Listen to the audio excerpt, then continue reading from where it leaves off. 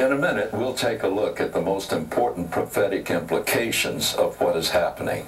But first, I want to go back to a report I did in May of 2009. In this report, I show why all of these things that are happening now are so important to the whole prophetic scenario. Listen.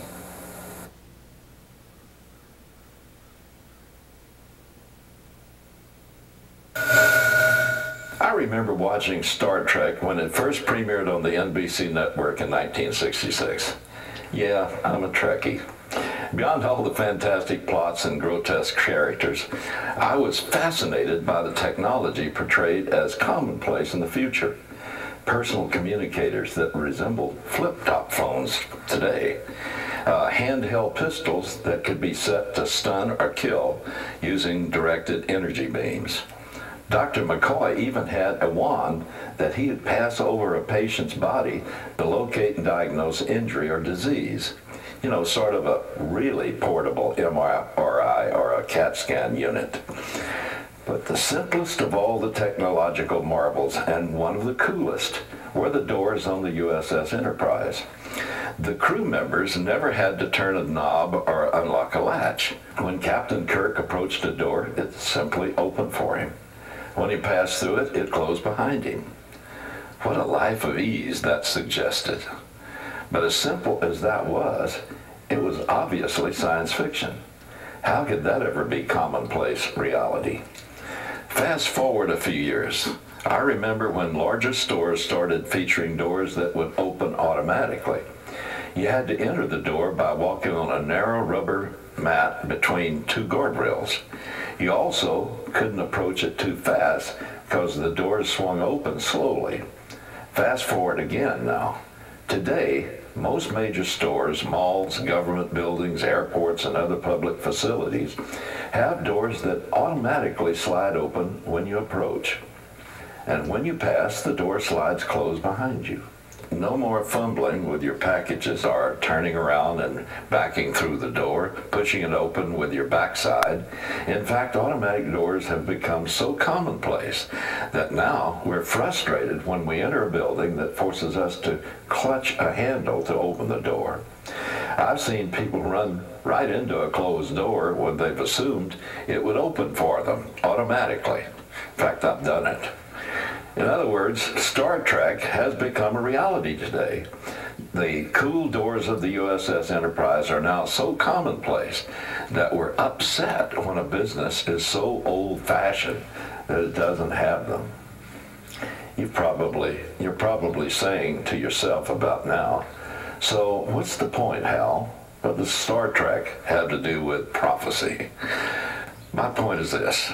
Things that were once simply the invention of some science fiction writer are now reality.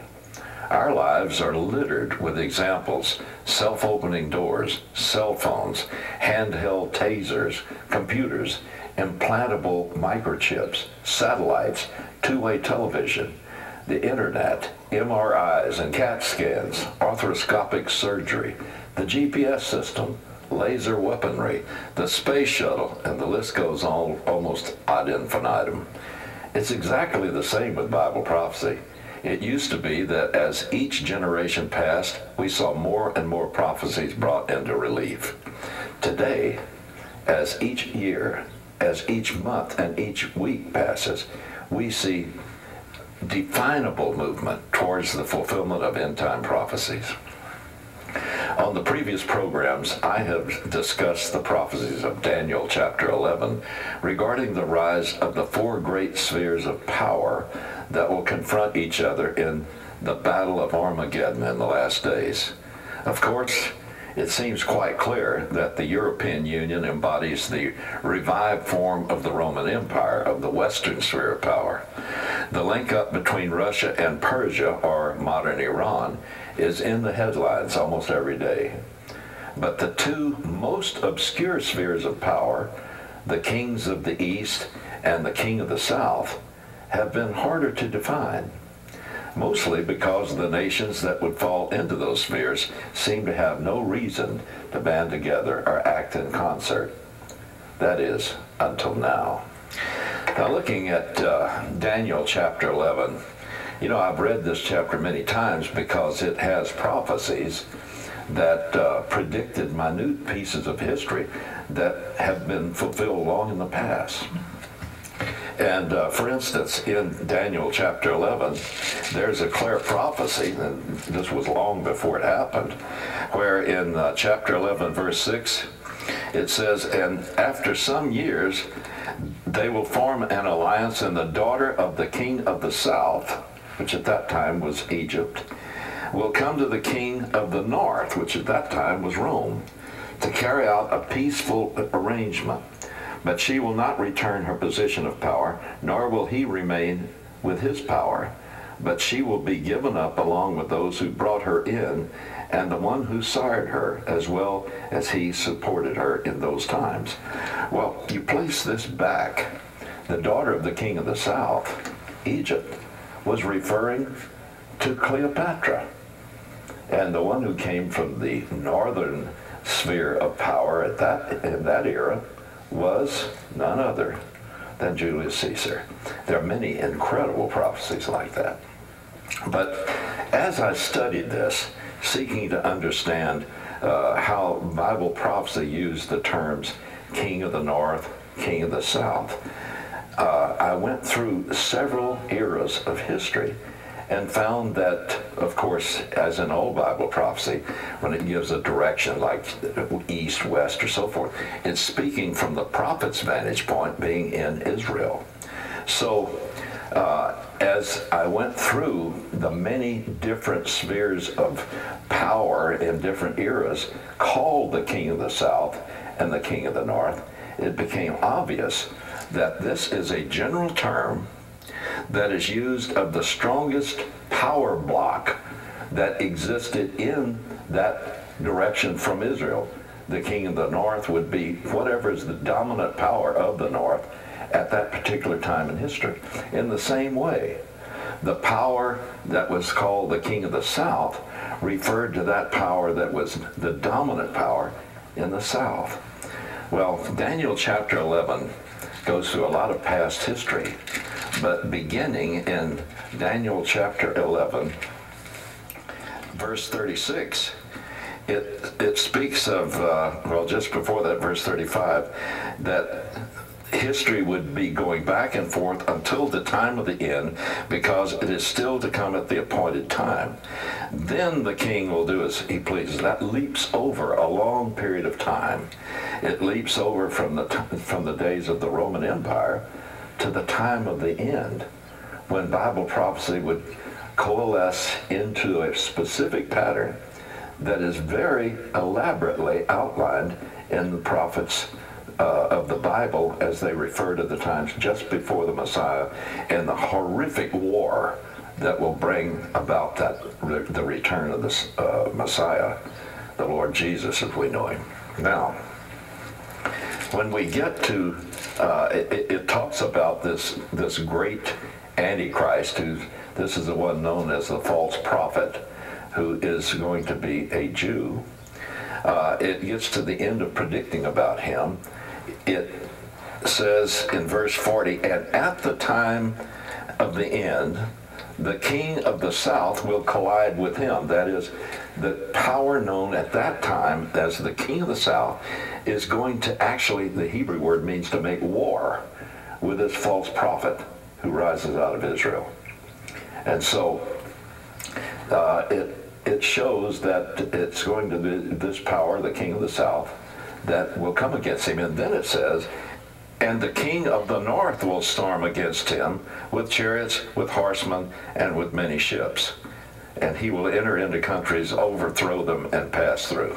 Now, the king of the north is referring to the dominant power from the north of Israel in this time just before the return of Christ. So here's the problem. Here's the thing that I discovered.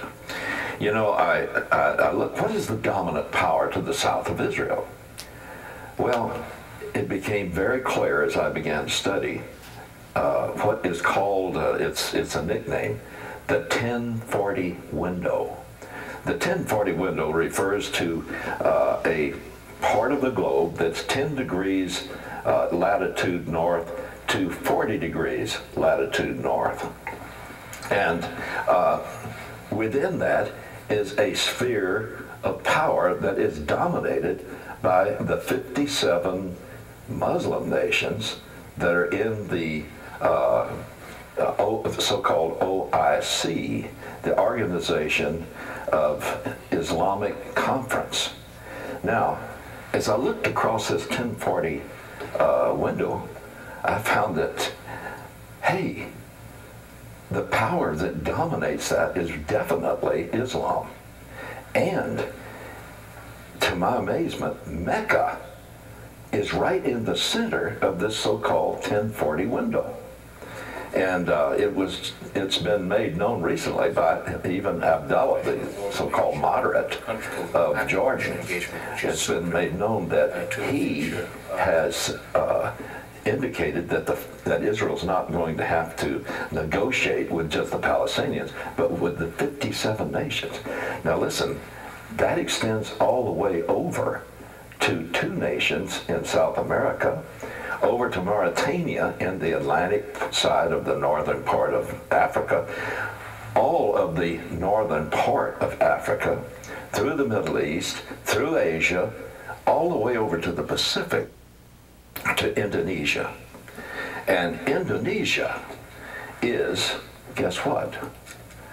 The 4th most populated nation in the world, behind China, India, the United States, Indonesia.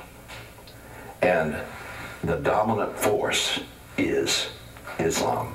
I believe they are the king of the South. The king of the North, definitely identified for us in Ezekiel chapters 38 and 39, because there the king of the North is that power that is to the extreme north of Israel, which can only be Russia. They're identified many other ways, conclusively as being Russia.